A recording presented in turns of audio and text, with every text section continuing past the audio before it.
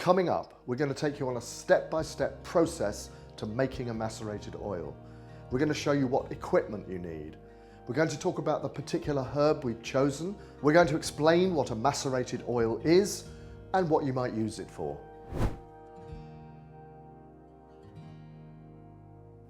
On the table in front of me, everything you need to make your macerated oil. First of all, a heat-resistant glass bowl with our herbal material. This is going to fit into the top of a small saucepan here. Next, virgin cold-pressed olive oil, a wooden spoon, and later, when we press it out, jug, sieve, muslin and funnel, and of course, a glass jar in which to store it.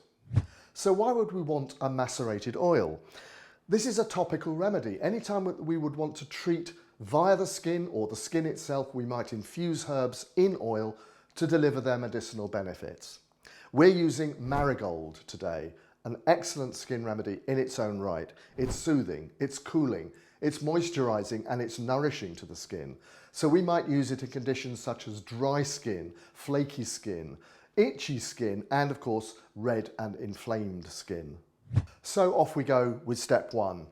First of all, we get the oil on the herbs. Now, don't use any old cooking oil for this. I've used the best quality virgin cold-pressed olive oil. So what we want here is for the oil to cover the herbal material. That's looking nice. So we want it sort of swilling about a little bit. We don't want too much in there because we want a nice strong oil. I'm just going to pop a tiny bit more and that is enough. Now we turn to our pan, which is half full of water.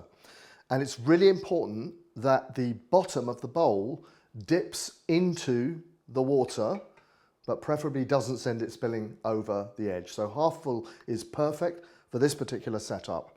And what we're going to do next is bring that water to a boil. So once the water has come to a boil, we're going to leave it for half an hour.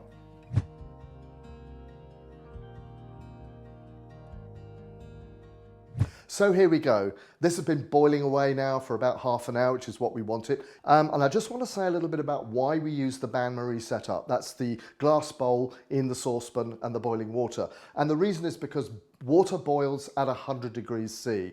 And that's hot enough to extract the plant benefits, the medicinal benefits of the plant, but not hot enough to burn the oil or in fact destroy those all-important medicinal properties. So let's go forward and press out our oil now. We're just going to, obviously we've got a piece of muslin in our sieve here. We're just going to quickly tip that in and scrape out the bowl. There we go, and let it just seep into the jug beneath through the sieve. Now also I'm going to gather the muslin like this and gently start squeezing it out so we get all of that oil, or as much as possible of that oil, out of the plant and into the jug. There's quite a lot of it there, still there, I can feel it.